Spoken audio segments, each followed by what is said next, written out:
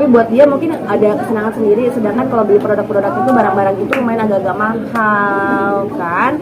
Nah jadi kayaknya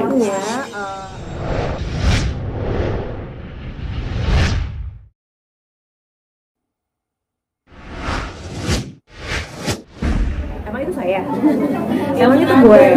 Karena masalah ini sebenarnya sih gue nggak mau ngomongin ini ya, karena akhirnya tagline-nya, clickbait-nya seolah tuh mau mengatakan tuh gue yang kena. Jadi makanya gue gak pernah mau ngomong gitu ya, karena bukan saya yang kena, mohon maaf nih gitu ya, bukan saya yang kena. Jangan sampai akhirnya gara-gara judul, kan bagaimanapun juga kalian punya tanggung jawab nih ngasih nama judul apa seolah-olah aku yang kena, padahal isinya orang kan zaman kita kan sekarang jarang banget ya orang mau baca artikel terlalu panjang. Tapi kalau misalnya kalian kasih judulnya yang seolah aku yang kena pinjol, jadinya kayak seolah tuh gue yang punya utang, Bo gitu ya.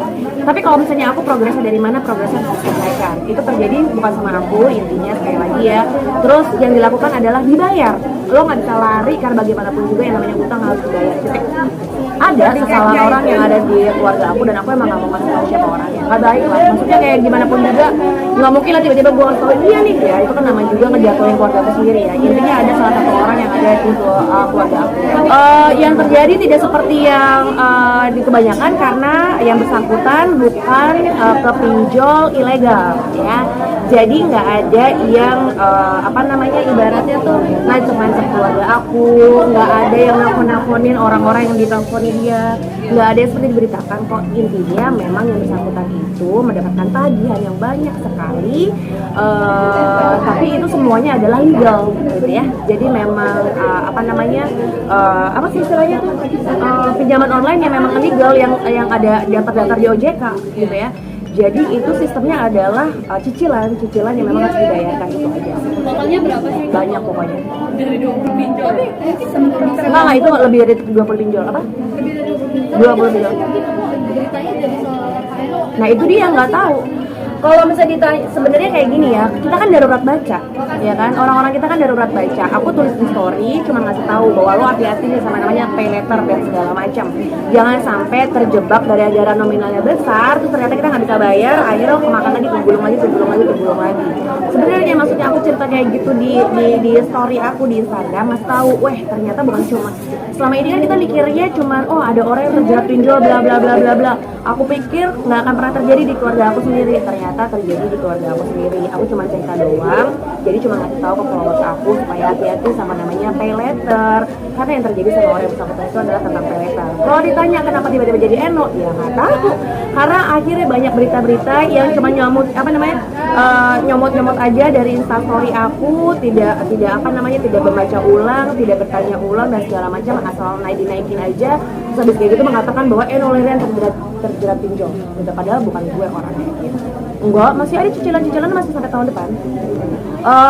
Mau nggak mau karena memang itu keluarga aku, salah satu di keluarga aku yang akhirnya bisa bantu cuma aku sama suami aku gitu.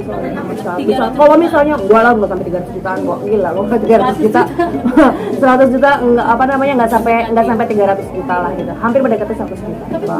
Oh, jual barang-barangnya dia, jadi memang yang bersangkutan ini punya hobi lah gitu ya, karena masih umurnya juga masih cukup muda, punya hobinya yang mungkin menurut aku juga kayaknya sebenarnya kayak nggak ada mutunya gitu ya, nggak ada faedahnya buat orang-orang kayak gue yang umurnya emang udah dewasa gitu ya.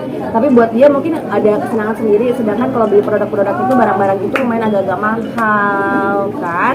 Nah jadi kayaknya aku kesel gitu kan, maksudnya kayak lo beli ginian aja bisa sampai ngutang, ya udah akhirnya yang harus dilakukan adalah lo jual itu barang-barang lo buat bayar utangnya gitu maksudnya, supaya jual utangnya tuh barang-barang yang dia beli gitu kan dengan cara menghutang.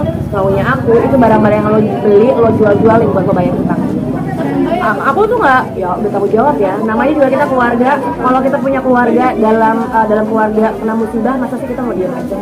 Namanya juga kita sama-sama saling membantu gitu ya. Ya intinya gini lah, musibah dari setiap keluarga itu kan macam-macam adanya ya, entah itu musibah ya macam-macam lah. Mungkin salah satunya yang sedang terjadi di keluarga aku adalah musibah untuk masalah materi atau keuangan ini gitu ya.